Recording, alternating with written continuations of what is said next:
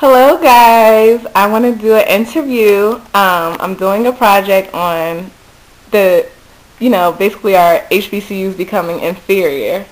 And I figured I'd ask you guys a few more questions to get some perspective, a little bit more perspective. So if you all could start off and kind of introduce yourself, your major, where you're from. We'll start with Dana. Well, hello. My name is Dana Womack. A graduating senior, broadcast journalism major. I'm from the Philadelphia area. And that's all you want? Yeah, that's good. Hi, my name is Edwin Jones. I'm a business administration major from Chattanooga, Tennessee. Hi, my name is Angelica Hill. I'm a marketing major from Willingboro, New Jersey, senior. Okay. And obviously you all are enrolled at Hampton University. Just anybody can start. How do you just feel about your overall HBCU experience? I guess we'll start with Edwin.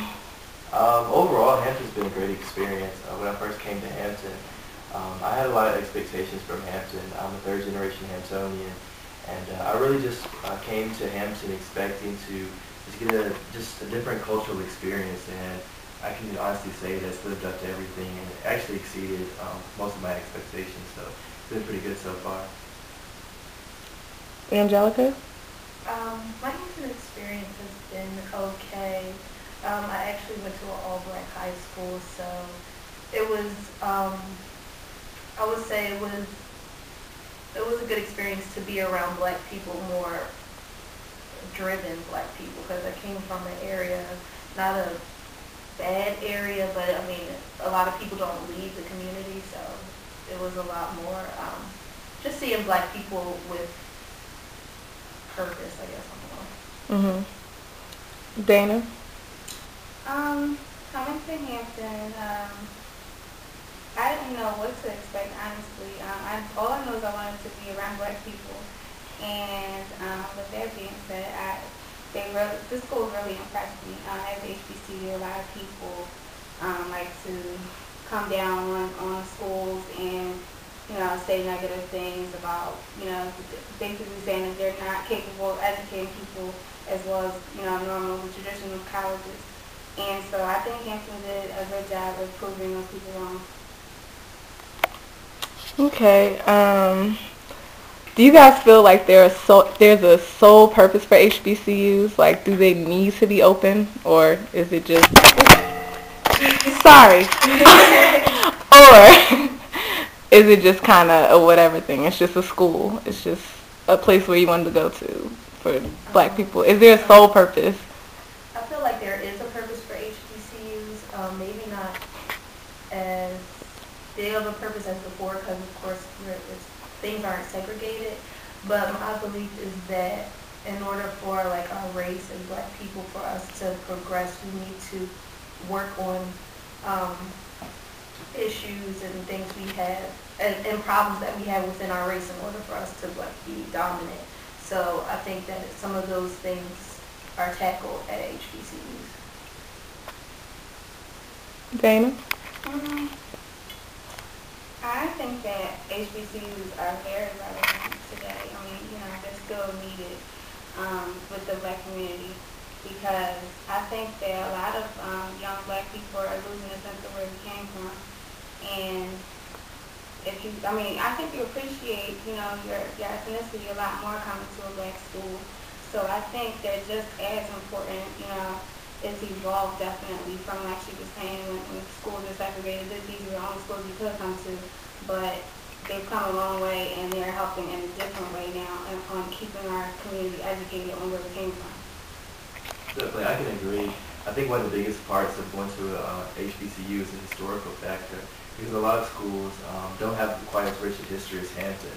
But the only problem is I feel like a lot of students don't take advantage of the history and the life lessons that Hampton has to offer. So I think definitely it's definitely out there to be sought after, the history and I guess more relevance, but it's just I guess taking the time to unlock that part of ourselves.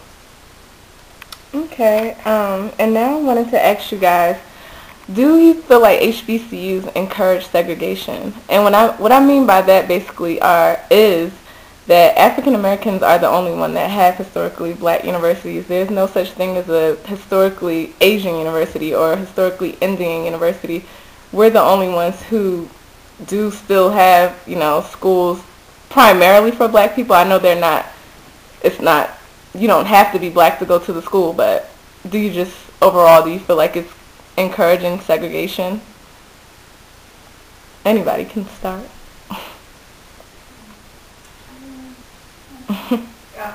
Well, like I said before, I feel like it does encourage segregation, but like I said before, I feel like we need that because we just, as black people, when you go to a black school, you learn like Dana said, you kind of sort of lose yourself, or in coming to black schools, I guess you get a sense of you can appreciate yourself, like you can appreciate where you come from, you learn history, you appreciate that, and then I'm sorry, go to somebody else. I lost what I was about to say. Edwin? In a way it does. I come from the South, and I think that a lot of times people have this preconceived notion that a lot of times the South is, I guess, more segregated than it is up here. I mean, I guess Virginia's still the South too, but I come from Tennessee, and a lot of people think that, okay, the public school systems and different schools are really segregated, which in different areas they are, but my experience was I went to an all-white school, and it was, I guess, I really didn't notice, the divide as much as I do coming to Hampton. Now that I've been at Hampton, a lot of things seem to be more, polarized at Hampton between different races. So that's one thing that's definitely made me more conscious of attending HBCU. Dana? Well, to answer your question simply, I'm going to say yes, but I think segregation is associated, with negative meanings.